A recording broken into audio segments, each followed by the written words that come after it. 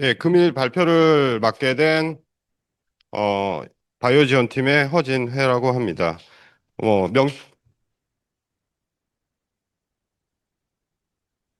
팀 명칭이 말해주듯이 이제 주로 바이오 관련된 샘플들을 이제 맡아서 운영하고 있고요. 저희 연구실은 110동 908호에 있습니다. 그래서 908호에 다양한 광학 현미경 라인업을 구축하고 있고, 그다음에 뭐 소재 쪽 관련된 연구하시는 분들도 저희가 지원을 해드리고 있으니까 제 강의 잘 들어보시고 혹시 본인들한테 필요한 내용 있으시면은 잘 활용하셨으면 좋겠습니다.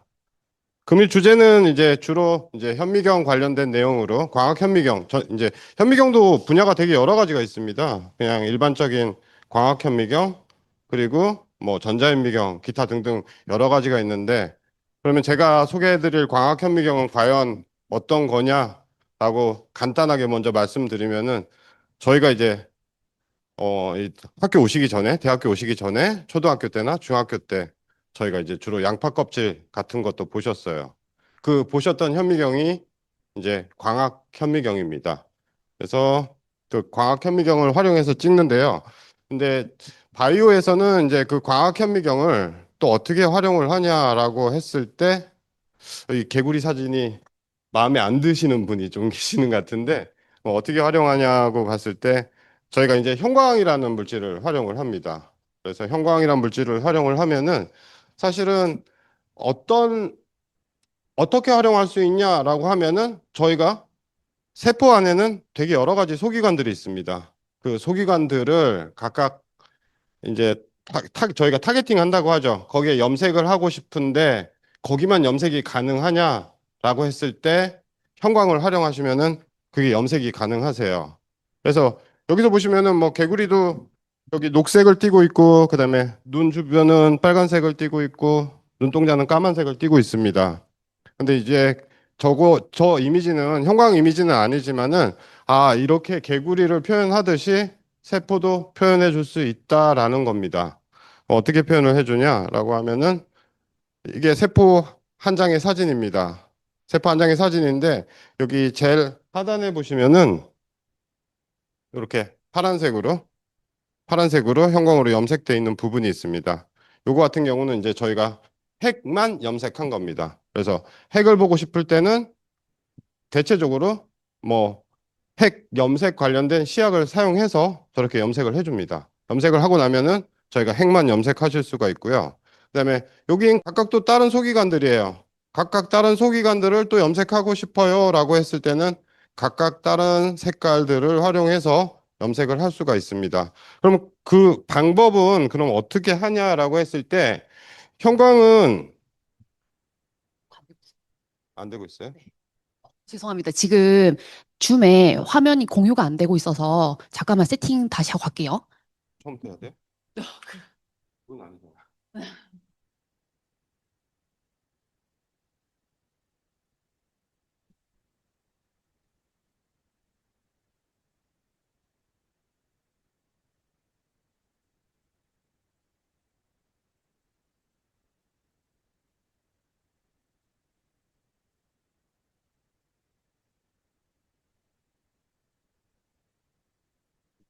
네, 이제 시작할게요.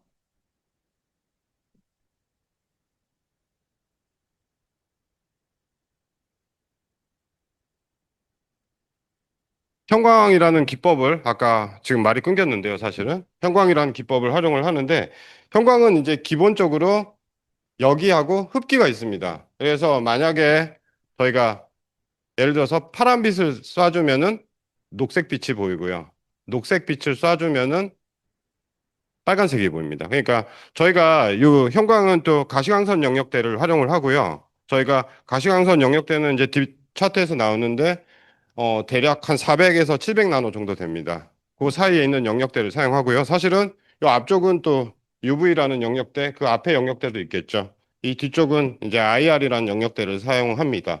그래서 항상, 근데 이제 형광의 여기 아까 400에서 700으로 활용한다고 했는데, 아까 파란색으로 여기를 하면은 흡기는 녹색으로 한다.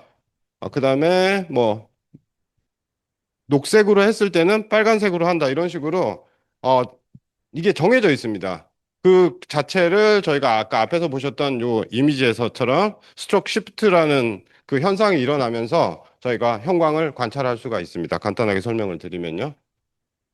근데 이제 형광은 저희가 지금 대표적인 시약들, 다이들만 이렇게 지금 선정을 해놨는데요. 이 저희가 이제 셀 수 없을 만큼 여러 가지 시약들이 있습니다. 그래서 각각 내가 원하는 세포에 원하는 시약을 썼을 때 그 목록을 찾아보고 내가 타겟팅하고자 하는 시약을 찾으시면은 뭐 원하는 시약을 언제든지 써서 내가 원하는 결과를 얻으실 수 있다라고 쉽게 설명을 이해를 하시면 좋으실 것 같으세요.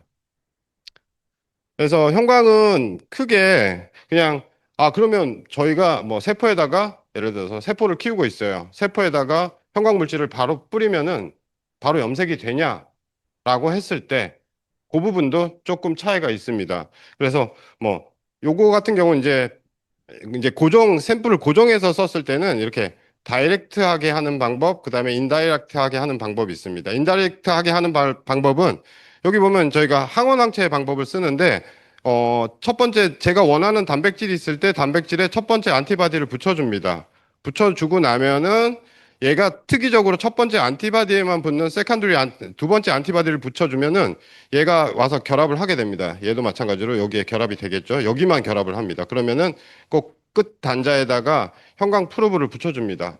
그러면은 아까 빛을 쏴줬을 때 제 형광이 발광을 하면서 내가 원하는 위치만 타겟팅해서 이미징을 할 수 있다라고 생각하시면 쉽게 이해하실 수 있을 것 같으세요.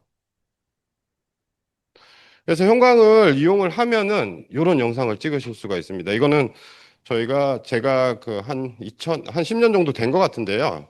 이제 공초점 현미경이라는 현미경을 활용해 갖고 이렇게 이거는 세포는 아니고 마우스 브레인을 전체적으로 찍었어요. 이런 영상들을 찍을 수 있는데 그러면 아까 형광을 이용하는데 그러면 이런 영상은 또 어떻게 찍을 수 있냐라는 거 간단하게 설명을 드리겠습니다.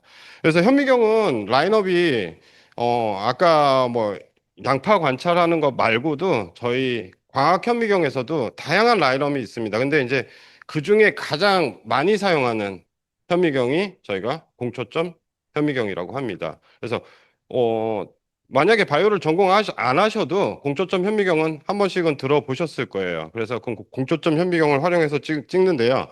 일반적으로 제가 휴대폰으로 사진을 촬영을 하면은 그냥 한 샷에 바로 찍습니다. 제가 여기 있는 지금 오늘 들어오신 분들을 제가 만약에 제 휴대폰으로 사진을 찍습니다. 그러면 찰칵 누르면은 그대로 다 찍히는데요. 이 공초점 현미경은 그렇게 찍히진 않습니다. 그래서 여기 보시는 것처럼 스냅을 하게 되면은 저렇게 바로 이미지가 나오는데요. 공초점 현미경은 특이적으로 이렇게 포인트 스캔을 합니다. 포인트 스캔. 이렇게 라인을 따라서 픽셀을 이동해서 촬영을 해줍니다. 그래서 보시면은 이렇게 이미지 찍히는 라인이 이렇게 실질적으로 찍을 때도 저렇게 라인이 지나가면서 보입니다. 실질적으로도요. 그러면은 위에 이미지와 밑에 이미지를 간단하게 비교해 봤을 때 위에 이미지는 어떤가요? 약간 뿌옇게 보이시죠? 이미지가. 근데 밑에 이미지는 내가 생각했던 것보다 위에 있던 구조를 못 보던 구조를 더 자세하고 명확하게 볼 수 있는 그런 이미지를 얻으실 수가 있어요. 그러면 이 공초점 현미경은 아까 그렇게 그냥 단순하게 라인으로 왜 어떻게 지나가냐라고 또 궁금해 하실 수 있으실 텐데, 그거는 이제 저희가 빛을 마지막에 최종적으로 받아들이는 디텍터 부분에 사실은 이미지를 찍으면은 예를 들어서 제가 예를 들어서 이렇게 큰 구멍을 만들었어요. 그러면은 제가 이렇게 큰 구멍을 만들어 놓고 이 앞에 있는 우리 어, 들어오러 오신 분들을 찍으면 여러 명이 들어옵니다. 근데 제가 만약에 구멍을 정말 이렇게 작게 만들어 놓고 찍습니다. 그러면 거의 제 느낌에는 한 분도 잘 안 들어와요. 그러면 내가 이걸 전체를 다 찍으려면 어떻게 해야 되죠? 이렇게 라인으로 지나가야지만 찍을 수 있습니다. 그게 아까 여기 보셨던 피놀이라는 이 앞에 작은 구멍을 만들어 놨어요. 그래서 아까 저 구멍을 통해서 빛이 나가기 때문에 아까 우리 흔하게 아까 큰 구멍보다 작은 구멍을 지나가면은 그 빛의 아웃 포커스라고 하는데 빛이 넓게 퍼지는 부분을 되게 좁혀줄 수가 있어요. 그런 원리를 활용해서 저희가 이미지 촬영을 하면 아까 단면을 정말 깨끗하게 찍을 수가 있습니다. 세포든 어떤 조직이든 간에요. 그렇게 단면을 찍을 수 있는데 그거를 활용하는 거를 저희가 이제 컴포칼의 피놀이다라고 이해를 하시면 좋겠습니다. 근데 뭐 여러 가지 이런 옵티컬 섹션을 찍었을 때 아까 여기 피놀도 좌우를 하지만은 물론 웨이브랭스 파장에 따라서도요 조금 그 파워가 다르고요. 그다음에 뭐 제가 레이저를 어떤 레이저를 사용했냐에 따라서 레이저 파워에 따라 또 다를 수도 있고요. 그다음에 각각 그 현미경에 내가 만약 사용하고 있는 렌즈가 있습니다. 그 렌즈에 각각의 그 뉴머리컬 어페처라고 하는데요. 그거에 따라서 또 이미지 자체가 완전히 달라질 수가 있습니다. 그런 기본 원리를 알고 계시면 되게 좋으실 것 같고요. 그래서 이미지 두 개를 비교해 봤어요. 아까 그냥 와일드 필드하고 컴포칼 영상을 공초점 현미경 영상을 비교해 봤습니다. 여기서 보면은 뭐 이미지는 같은 위치를 찍었기 때문에 똑같아라고 생각하실 수 있지만은 여기 블러한 부분, 그러니까 뿌연 부분들이 다 제거되면서 촬영이 되기 때문에 저희가 원하는 타겟팅을 더 정확하게 하실 수 있는 그런 장점을 가지고 있습니다. 그래서 많이들 그냥 혹시 랩에서도 그냥 형광 현미경을 갖고 계셔도요, 저희 센터에 와서 공초점 현미경을 활용하는 목적이 바로 여기에 많이 존재한다라고 생각하시면 좋으실 것 같으세요. 그래서 아까 앞에서 설명드렸던 것처럼 포인트 라인 스캔을 하고요. 그 다음에 아까 말씀드렸듯이 단면을 촬영하기 때문에 만약에 저를 단면으로 찍어 볼게요. 만약에 이렇게 높이별로 찍습니다. 근데 만약에 두꺼운 상태로 높이별로 찍으면 중첩되는 현상들이 되게 많아져요. 근데 단면만 딱 찍으면 어떻게 찍을 수 있을까요? 3차원을 더 정확하게 구현할 수 있습니다. 아까 앞에서 보여드렸던 그 마우스 브레인 전체 영상도요. 만약에 제가 그냥 형광 현미경으로 찍었으면은 뿌옇게 보여서 아마 안 보였을 거예요. 그렇게 단면을 촬영해서 찍을 수 있는 또 장점이 있다. 물론 형광현미경도 단면 촬영은 가능합니다. 어, 그래서 요거 단면 촬영한 거를 사실은 또 저희가 그거를 한 장으로 합치는 거를 프로젝션이라고 합니다. 그 프로젝션을 썼을 때는 여기 보시면은 이런 내가 원하는 마우스 엠브리오라든가 뭐 제브라 PC라든가 세포라든가 이런 것들을 높이별로 되어 있던 거를 한 장으로 합쳤기 때문에 모든 구조를 한 번에 볼 수 있다는 또 그런 장점이 있습니다. 만약에 제가 여기 눈이 만약에 눈 부분이 가장 위에 있어요. 위에 있겠죠? 그럼 만약에 여기 눈 있는 부분만 포커스를 촬영했으면은 요 뒷부분이 나오지 않겠죠. 근데 아까 말씀드렸듯이 높이별로 3차원으로 촬영한 다음에 한 장으로 합쳤을 때는 저와 같은 정보도 얻을 수 있다라고 생각하시면 좋을 것 같아요. 그래서 뭐 아까 앞에서 설명드렸지만은 여기 보면은 뭐 각각의 여러 가지 값들이 존재합니다. 이 값들을 잘 조절해서 촬영하시면은 아까 앞에와 같이 좋은 영상을 촬영할 수가 있는데요.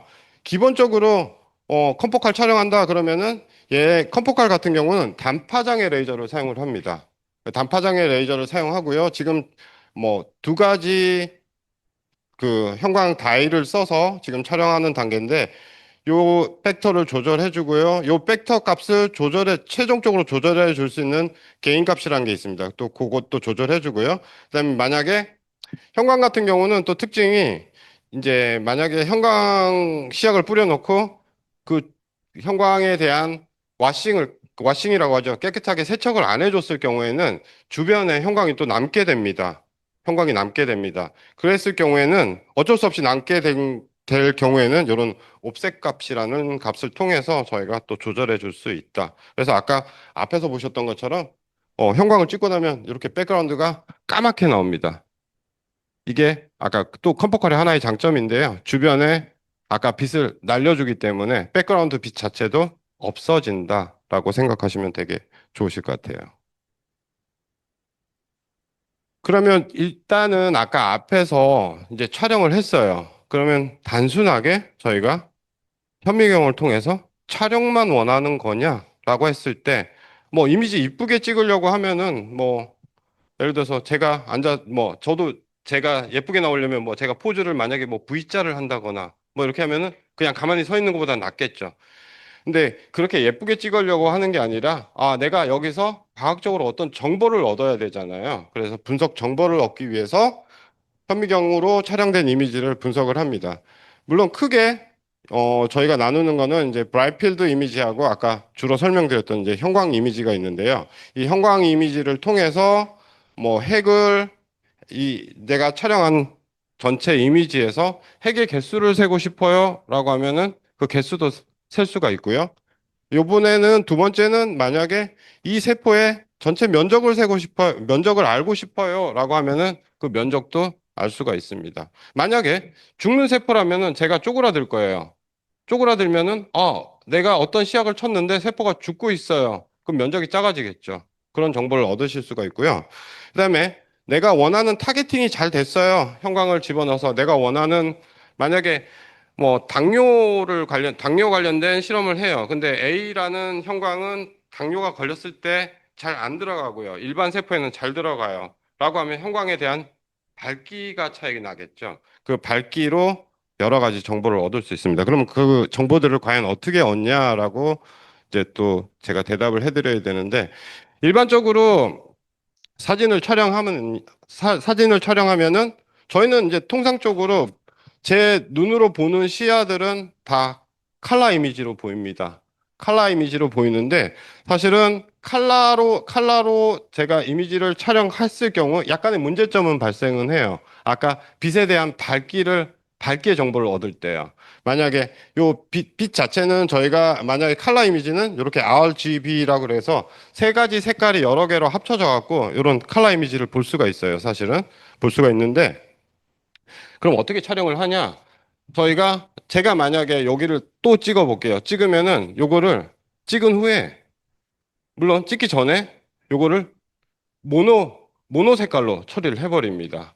모노 색깔로 처리한다는 거는 제가 블랙부터 중간 색깔이 여러 가지가 있겠지만 그 흰색까지 해서 그 단계별로 조절을 해서 색깔에 대한 밝기 차이를 일단 먼저 볼 수가 있어요. 모노로 했을 경우에는 그렇게 모노로 해서 볼 수 있다 보는데 그 장점들이 뭐냐면은 우리가 이미지를 촬영하고 나면 이 촬영된 이미지를 확대해 봤을 때 이 확대를 하고 나면은 각각의 픽셀로 이루어져 있습니다. 그게 만약에 뭐 제가 X축으로 몇 개의 픽셀을 찍고 Y축으로 몇 개의 픽셀을 찍었어요. 만약에 10개의 픽셀, 10개의 픽셀을 찍었어요. 그러면은 곱하기 10 곱하기 10을 해서 100화소가 됩니다. 그런 식으로 정보를 얻으실 수가 있는데요. 여기 보시면은 각각 픽셀에 대해서 또 밝은 데는 이렇게 높은 값이 나오고요. 이렇게 어두운 부분은 2라고 하는 낮은 수치가 나옵니다. 이 수치 정보를 이용을 해서 저희가 밝기 정보를 얻어낸다라고 생각하시면 될 것 같아요. 근데 그 밝기 정보는 어떻게 얻냐면은 우리가 비트 개념을 적용을 해요. 비트 개념을 적용을 하는데 통상적으로 2의 n승으로 표현을 해줍니다. 그러면 1비트짜리라면은 어떻게 표현을 할까요? 2의 1승이기 때문에 두 가지 컬러로만 2이기 때문에 두 가지 컬러로만 표현을 해줍니다. 어떻게 표현할까요? 검은색, 흰색 두 가지 색깔만 되고요. 만약에 2비트라면 어떻게 될까요? 2의 2승이기 때문에 네 가지 색깔로 표현해 줍니다. 그러면 어떻게 분류할까요? 색깔을 검은색, 약간 검은색, 흰색, 약간 흰색, 흰색 이런 단계로 구별을 해줍니다. 그래서 많이 쓰는 이제 비트 수는 8비트, 뭐 12비트, 14비트, 16비트 이렇게 촬영을 해주는데요. 이제 8비트로 썼을 때는 이에 8승이 되기 때문에 색깔 레벨 단계를 256단계로 아까 검은색부터 흰색까지의 단계를 256단계로 분리해서 보실 수가 있어요. 그러면은 여기서 한번 봐볼게요.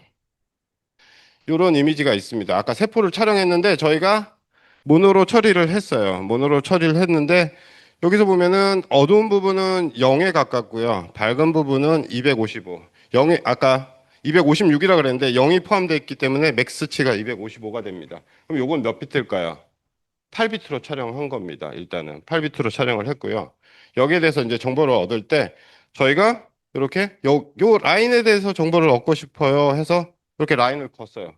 그러면 빛이 요 라인을 지나가는 구간에 대해서 빛의 밝기가 얼마나 차이가 날까라고 데이터를 얻어봤더니 요렇게 아까 요 부분이 밝죠. 요 부분이 요 밝은 부분이 요 높은 픽이 됩니다.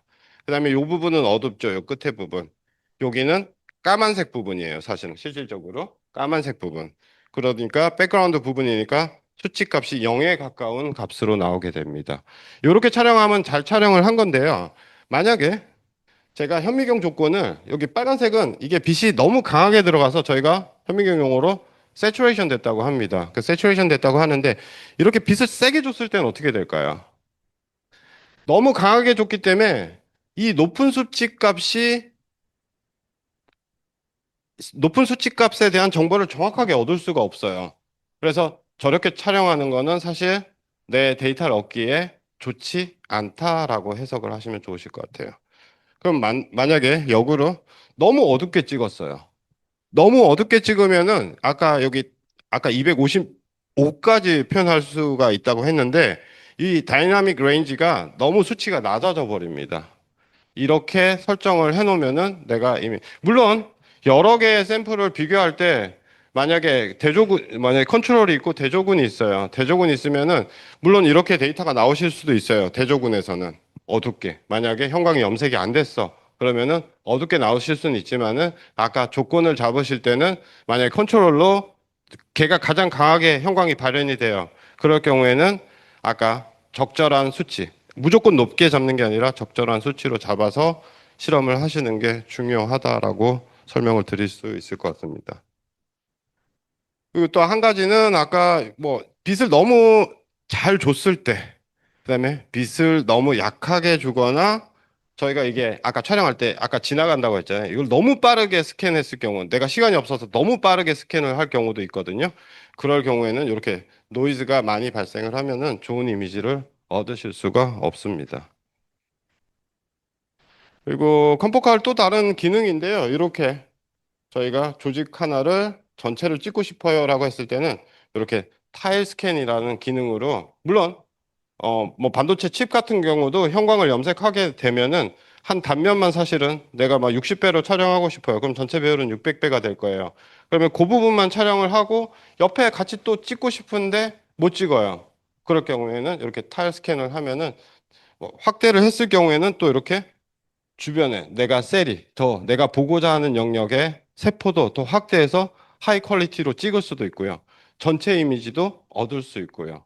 이런 기능들도 포함되어 있으니까 무조건 저배율로 촬영해서 전체를 찍어야 돼. 그건 아니에요. 그래서 물론 조건은 그 현미경에 하드웨어가 몇 가지 필요하겠죠. 그 하드웨어만 잘 갖춰 놓는다 그러면은 이런 영상들을 쉽게 촬영하실 수가 있습니다. 물론 저희 센터에서는 다 촬영할 수가 있고요. 그래서 저희 센터 라인업을 아까 앞에서 컴포칼이라는 공초점 현미경을 많이 설명을 드렸는데요. 이렇게 형광을 촬영할 수 있는 공초점 현미경 라인업도 이렇게 다양하게 갖추고 있고요.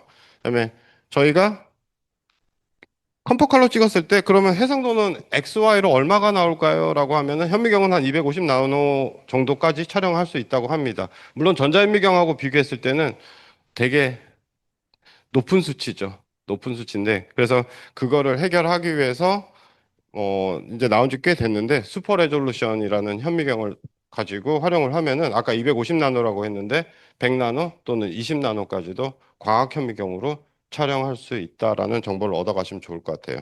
그러면 뭐 작은 것만 찍냐?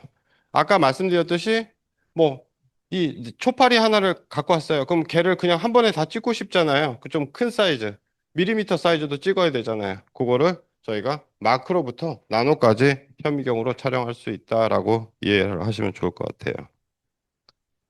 그래서 각각 저희가 갖고 있는 현미경들, 이거 상세하게 설명드리기는 시간이 너무 많이 걸리고요. 뭐 살아있는 세포를 현미경에 올려놓고 키울 수 있을까요? 저희 현미경은 거의 다 된다고 생각하시면 좋으실 것 같아요.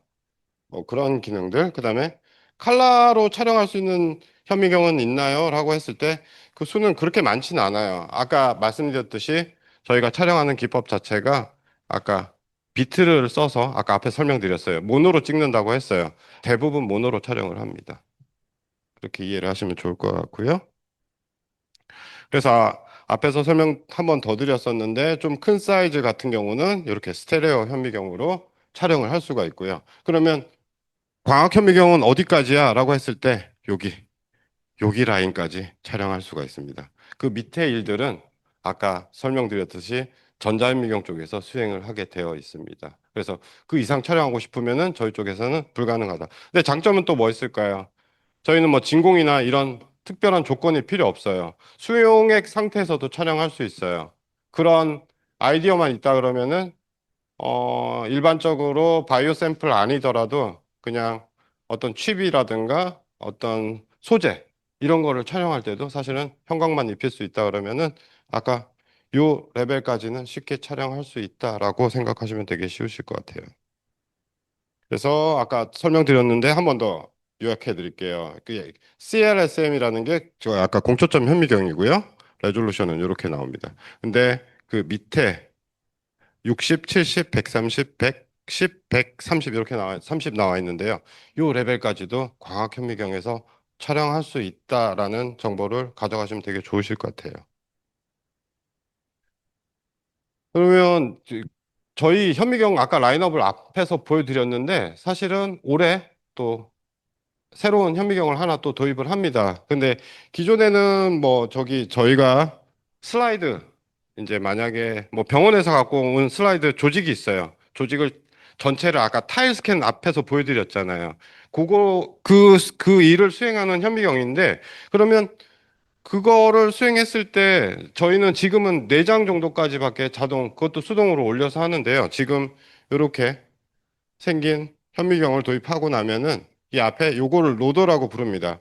요 안에 슬라이드 200장까지 집어넣습니다. 그러면은 얘가 밤새서 슬라이드 200장을 내가 원하는 조건으로 다 촬영할 수가 있어요. 근데 기존 현미경 같은 경우는 아까 앞에서 계속 설명드렸던 것처럼 형광이라는 기법을 못 썼어요. 근데 올해 들어오는 장비는 형광 기법을 활용한다라고 생각하시면 좋을 것 같아요. 이 로더 안에는 여기 이 실제로 로더에서 아까 슬라이드 홀더가 이런 슬라이드 홀더가 있는데요. 얘를 찍는 장비 쪽으로 이동할 때 로봇 암이 관여를 해서 도와줍니다. 그래서 내가 원하는 홀더를 몇 번째 홀더를 빼서 내 현미경에다 올려놓고 촬영해라고 명령을 주면 그대로 수행을 합니다.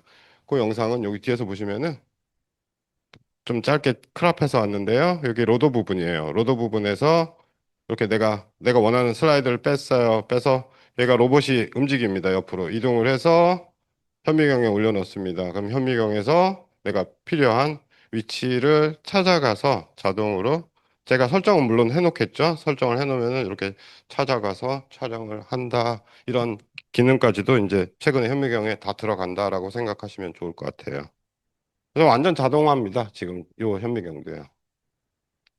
아까 앞에서 계속 설명을 드렸었는데요. 뭐 바이오 샘플로만 주로 보여드렸어요. 그러면은 저희가 이제 소재 쪽 샘플은 그러면 어떻게 적용을 할 수 있냐라고 이제 말씀드리면은 뭐 요런 이게 기계공학과 이제 여기 도시환경 쪽에서 예전에 촬영했던 이미지인데 요거는 이제 물에다가 담가 놨을 때 이렇게 그 문어 빨판 가짜 문어 빨판이거든요. 제가 이렇게 크기 커진다 사이즈가. 그러니까 물속에서 촬영하기 때문에 사실은 그 물을 넣어줘야 되기 때문에 요거를 아까 전자현미경으로 촬영하기 되게 어려웠어요. 이제 그런 것들을 수용액 상태에서도 저희는 촬영할 수 있다 보니까 이런 이미지를 얻을 수 있다라고 생각하시면 좋을 것 같아요. 이렇게 다양하게 활용할 수 있으시니까 내가 바이오 전공을 안 해라고 생각을 하셔갖고 저기는 별로 필요 없는 센터야라 생각하지 마시고요. 거기에 대해서 응용 방법은 이제 저희가 또 소개해 드릴 수 있으니 궁금하신 거 있으면 언제든지 찾아오시면 감사드릴 것 같습니다. 그리고 뭐 세포 사진을 한 번도 안 보여드렸는데 세포가 이렇게 실질적으로 살아있는 상태에서 촬영을 할 수가 있습니다. 여기 위에 시간 보이시죠? 제가 한 3시간 정도 촬영했는데 요만큼 가는데 사실은 이게 눈으로 보면은 쟤는 완전 고정돼 있어요. 저렇게 움직이지는 않습니다. 실질적으로 볼 수도 없고요. 근데 실질적으로 만약에 한 24시간 찍으면 뭐 세포 분열하는 것도 볼 수가 있고요. 다양한 영상들을 보실 수가 있습니다. 그리고 이거는 핵분열하는 거고요. 세포에서 이런 영상들도 촬영 가능하고요. 그래서 이게 2015년도 저희 이제 센터가 2010년도에 만들어졌어요. 10년도에 만들어져서 학교 잡지에도 이렇게 나왔었고요. 지금 몇 학년 분들이 오셨는지 모르겠는데 2024년 학교 달력에도 저희 보시면은 달력에 UOBC 센터에서 촬영됐던 이미지들을 다 활용해서 1월부터 12월까지 달력도 만들었었어요. 이제 그런 여러 가지 일들도 하고 있습니다. 그래서 현미경을 활용을 잘 하시면은 이렇게 어 단순하게 그냥 이쁜 이미지를 얻는 것뿐만 아니라 저희가 분석을 통해서 여러 가지 데이터를 활용할 수 있다라고 생각하시면 좋을 것 같고요. 향후에 내가 이런 영상들 한번 촬영하고 싶어. 그러면은 언제든지 찾아오셔서 전화 주시고 메일 주시고 찾아오셔서 문의 주시면 감사드리겠습니다. 그러면 제가 친절하게 대응을 해드리도록 하겠습니다. 제 발표는 여기까지고 궁금하신 거 있으면 질문 듣고 마무리하도록 하겠습니다. 질문 있으실까요? 감사합니다.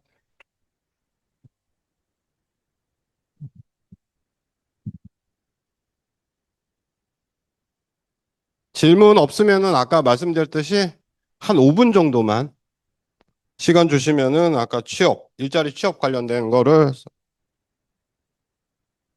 소개하는 자리로 하도록 하겠습니다. 파워포인트 아니고